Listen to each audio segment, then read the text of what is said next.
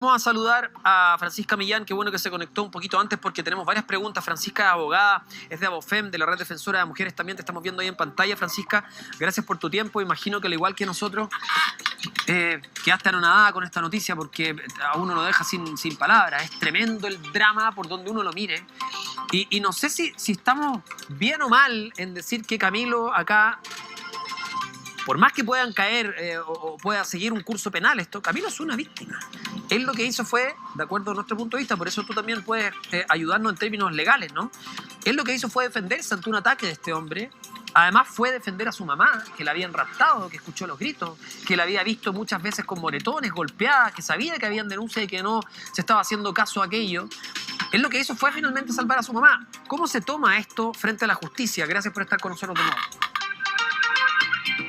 Hola, muchas gracias por la invitación.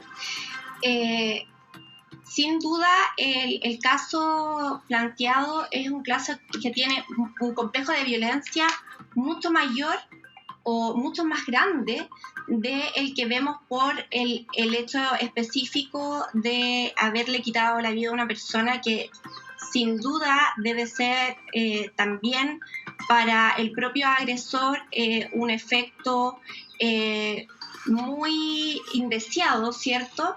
Pero la verdad es que en general las dinámicas de violencia que el mismo joven refiere y que lo ha hecho hasta ahora toda su familia es una violencia que sin duda viene de larga data, no solamente respecto de la mujer madre del joven, sino que también respecto de él mismo, que en algún momento debe haber vivido bajo esta dinámica de violencia ejercida por el padrastro en contra de su madre y que sin duda deben vivir hasta hoy los hijos que tienen en común.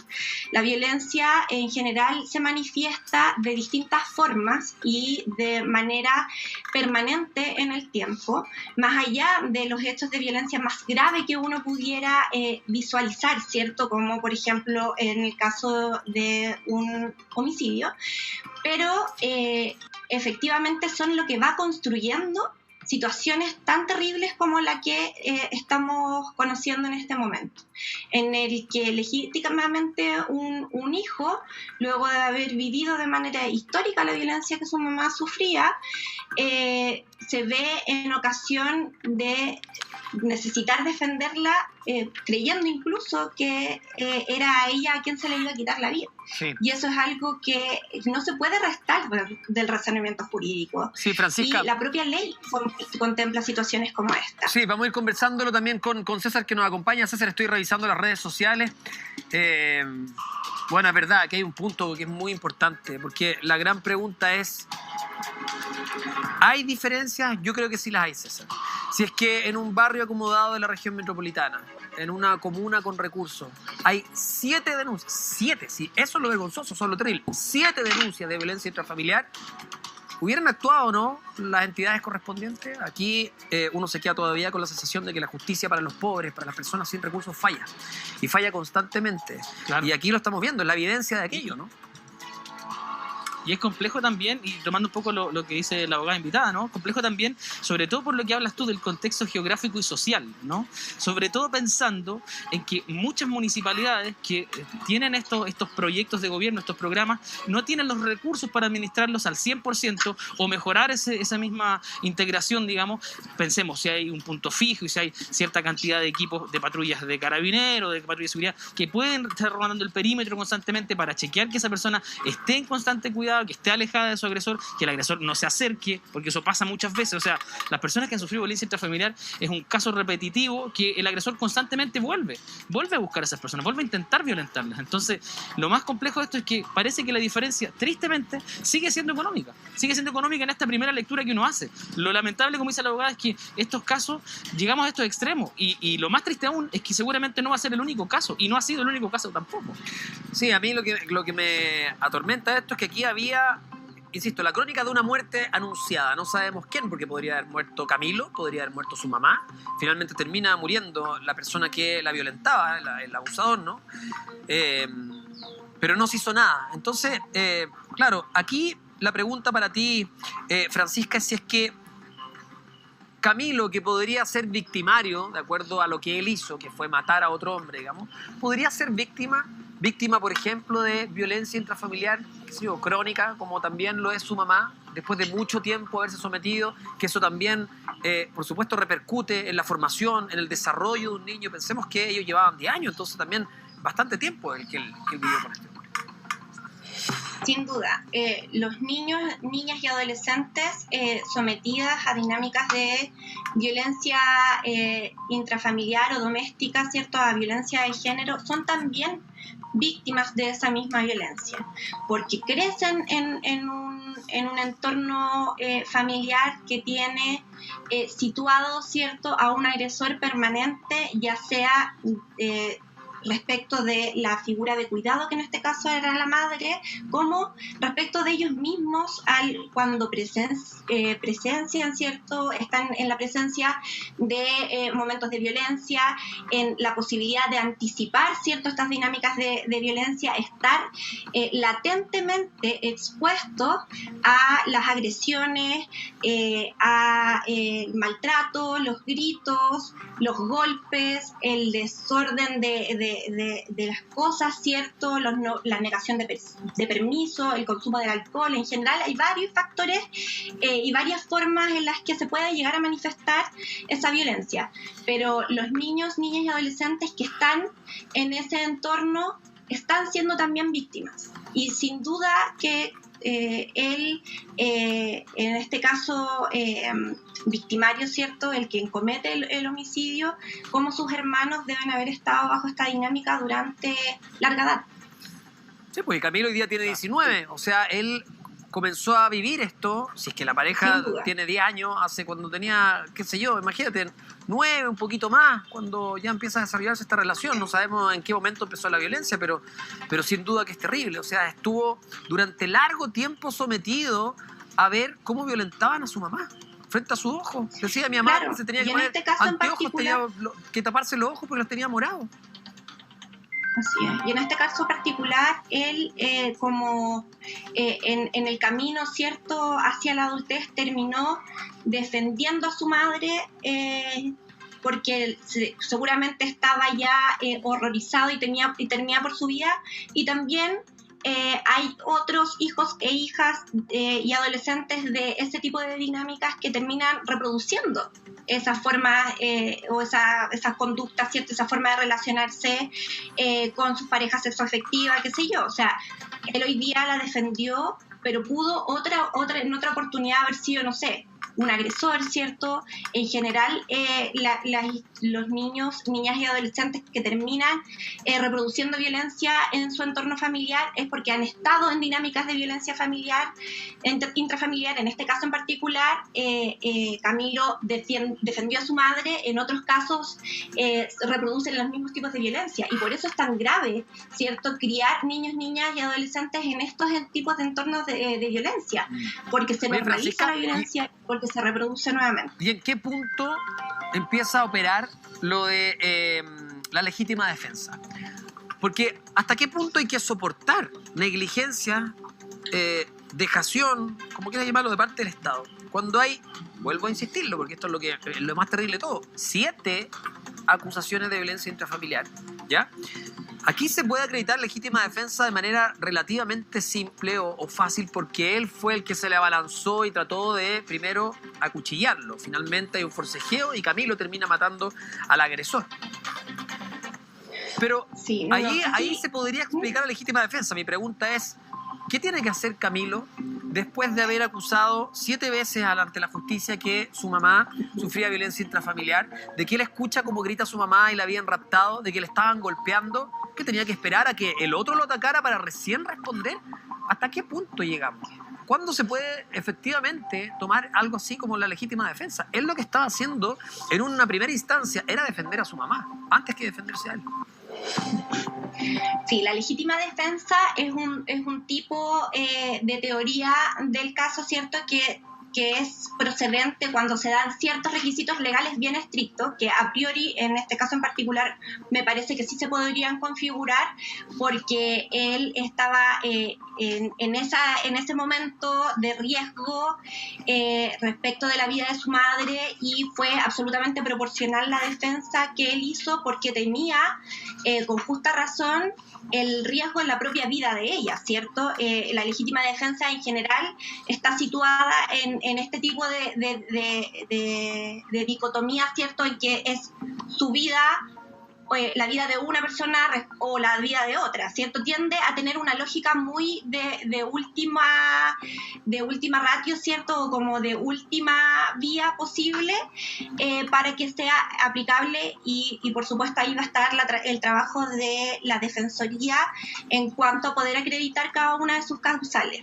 Pero respecto de lo segundo, y es a donde me parece que podemos hacer como un llamado súper importante a las lógicas sociales y a las lógicas institucionales, es ¿qué hacemos con la violencia? ¿Qué hacemos cuando la vemos? Porque efectivamente las políticas públicas anuncian, o más bien incentivan, que debemos denunciar, que debemos ir a la institucionalidad, que debemos Francisca, ir... ¿qué hacemos cuando la vemos? Exacto. ¿Qué hacemos cuando seguimos el conducto regular, que es denunciar en 7 oportunidades, y ese conducto no funciona? Nadie te escucha, nadie se hace cargo. Entonces, cuando uno ya llega a ese nivel, al final del camino, ¿no? ¿Qué hacemos? O sea, aquí no te digo que uno tenga que decir, sí, fácil, se le quita la vida a otra persona, se toma la justicia por sus propias manos. Pero, insisto, aquí para mí Camilo es una víctima desde un principio.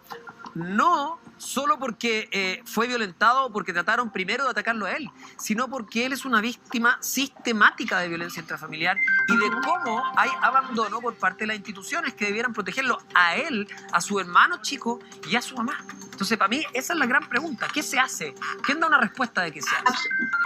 Absolutamente, nos encontramos en materias de violencia de género y violencia intrafamiliar, nos encontramos actualmente ante un sistema muy deficiente y profundamente fallido, en la cual incluso las vías que se suponen la solución, como por ejemplo denunciar o tener medidas cautelares, etcétera, no dan el ancho ni tampoco protegen de manera efectiva a las víctimas.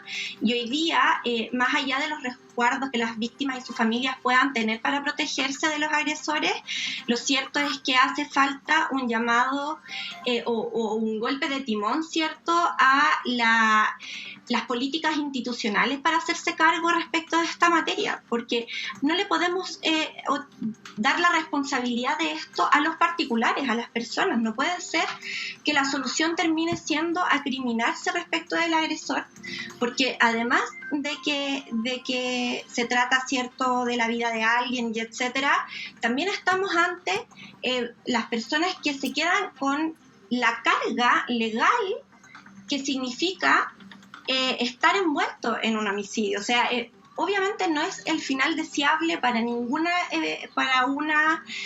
situación de esta naturaleza, pero pareciera ser que es inexigible algo distinto. Mira, porque cuando el sistema debió actuar como correspondía, no lo hizo. Y eso hoy día está absolutamente al debe desde las obligaciones que el Estado tiene con respecto a estas materias. Vamos a hacer algo, César y Francisca. Escuchemos las declaraciones de Camilo, cuando él narra qué fue lo que ocurrió y también explica por qué hizo lo que hizo.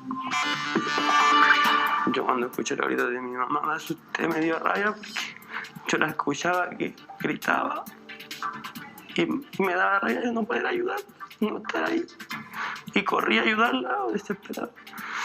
Si yo no alcanzaba a llegar a ayudar a mi mamá, yo no podría haber cargado con eso y que mi mamá me la matara. Al principio eran las manos, un moretón en el brazo, las piernas. Después empezaron con los de la cara, que ya mi mamá pasaba con la cara morada entera, usaba lentes, no podía salir a la calle, no podía dejarme ir al colegio, ¿no? Porque andaba toda morada. Y ahí yo escucho gritos de auxilio de mi mamá, escucho a mi mamá gritando y a un hombre peleando. Y ahí yo me asusté, pensé que a mi mamá me la iban a matar, que le estaban pegando, porque se escuchaban altos gritos. Y tomé el cuchillo y salí corriendo. Después, cuando yo me levanté la vista, él me lanzó una puñalada y yo ahí intenté alejarlo. Lo que yo intenté fue alejarlo hacia atrás, que no se me tirara más encima, y terminé agrediendo. Pasó lo que pasó. Y de repente, de un día para otro, estaba en esta situación, que no podía ni salir de la casa, que estaba encerrado en una casa, que estaba esperando juicio, que estaba arriesgando quizás cuántos años de preso. Cuando yo lo único que quería era evitar eso para mi familia, que mi hermano nunca pasaran cosas malas. No, yo escucho a Camilo y a mí no me queda, no sé cómo funciona, pero a mí no me queda duda, Francisca, César, de que Camilo es una víctima. Él, su hermano, su mamá. Entonces, Sin duda. aquí no hubo premeditación alguna, él fue atacado, pero aun cuando no hubiera sido atacado, si a mí lo que, insisto, es un contexto de violencia en el que él vivió muchos años. Y ¿sabes lo que me pasa? Que muchas veces acá nosotros, César, contigo que hemos visto tantas noticias, ¿cuál es el llamado que siempre hacemos? Siempre decimos, esperemos que los tribunales decidan, que la justicia opere en Que las nuestro país, instituciones funcionen. que por supuesto se haga justicia para la tranquilidad de la familia. César, varias veces, y aquí volvemos a quedarnos con que falla la justicia, si no, no hay otra manera de decirlo. Y unido a eso, Humberto, nosotros constantemente lo hacemos, ¿no? En el programa, se hace en el contexto de toda nuestra programación, denuncie, ocupe las plataformas existentes. Si usted es víctima o ve a alguien víctima de violencia intrafamiliar, hágalo. Hay seguridad y resguardo, pero cuando esta estructura no está funcionando, evidentemente que quien nos ve y quien ve estos casos dice, bueno, ¿cómo es la cosa? Denuncio y al final esto va a quedar en nada. Va a ir a un gran bolsón de llamadas y se va a perder. ¿Cómo opera esta cosa que en los hechos puntuales no está operando? Lo que me parece a mí, y me gustaría que Francisca quizás también nos comentara sobre eso, si es que puede. Imagínate lo lamentable y lo complejo de esta situación para la mamá, que ella primero termina culpándose y asumiendo que ella, frente a la policía, ella había sido la que había cometido el crimen, ¿no? Ella dice, no, yo fui. O sea, hasta último minuto, esa mujer, violentada por un montón de años, en múltiples ocasiones, con denuncias a su favor, digamos así, para entenderlo, sigue protegiendo la vida de sus hijos. O sea, imagínate cómo está psicológicamente, que no entiende que prácticamente está rodeada de nada, básicamente. Es que el punto cobijo que tiene que tener de instituciones que funcionan no están. El punto Y que está luchando marca sola, con su hijo mayor, con sus 2 hijas, con este hombre, en una constante violencia día tras día. El punto que marca César, Francisca, es clave. Tú eres de Abofem, eres de la Red Defensora de Mujeres. Es clave porque si ella estuvo dispuesta... perdón, de la red de defensa de mujeres. Si tú ves a una mujer que está dispuesta a inculparse para salvar a su hijo, inmediatamente tienes que hacer el nexo y pensar, probablemente durante todo este tiempo, esta mujer, para resguardar a sus 3 hijos, porque tiene 2 más chiquititos y Camilo, lo que hizo fue callar, dejarse golpear, estar dispuesta o dejarse violentar. Insisto, no porque quisiera, solo para salvaguardar la tranquilidad o la integridad de su hijo, para que no le hicieran nada a ellos, para que tuvieran un contexto relativamente normal. Pero es lo que vemos constantemente, corrígeme tú, que has visto varios casos de violencia intrafamiliar. Es lo que hacen las mujeres por defender a los suyos, ¿no? En general, las madres tienden a reproducir varias conductas de cuidado en relación a la violencia de la que ellas pudieran estar siendo víctimas, y el silenciamiento respecto de esa violencia es uno de ellos, ¿cierto? Es una de las tantas formas en las que pudiera actuar una mujer madre que además está siendo víctima de violencia en su propio contexto familiar. Además, también hay muchos factores de dependencia económica que en general también tienden a determinar mucho las decisiones que las mujeres víctimas de violencia que tienen hijos en común, ¿cierto?, terminan decidiendo acallar esa violencia o disminuir, ¿cierto?, su real envergadura para no perder el sustento de ella y de sus hijos y de los hijos que tienen.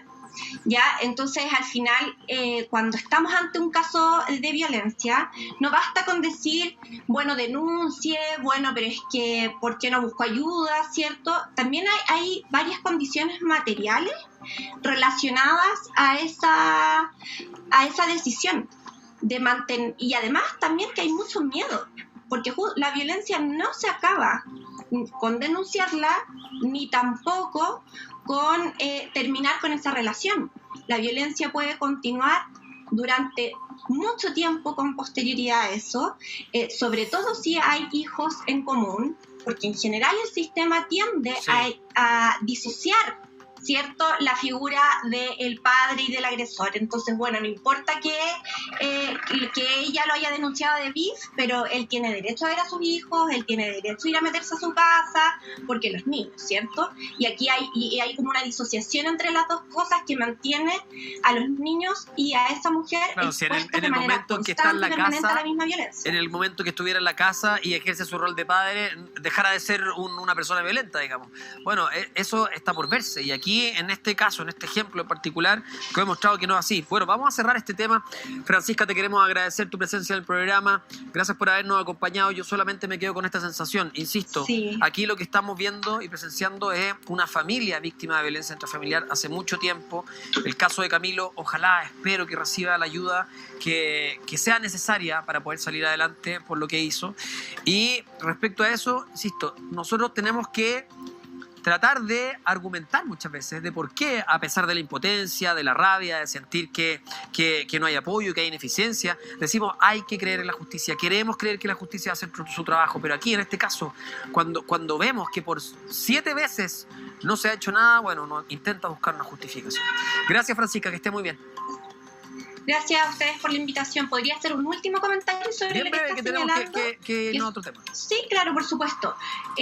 Además de creer en la justicia, tenemos que exigirla. Y es súper importante que nunca estemos dispuestos a renunciar a la institucionalidad, porque a la institucionalidad eso les sale hasta más fácil, ¿cierto? Bueno, que se olvidan de exigirnos a nosotros. Y la verdad es la justicia la que se tiene que aceptar. Francisca Millán, muchas gracias por estar contigo en directo. Buenas tardes.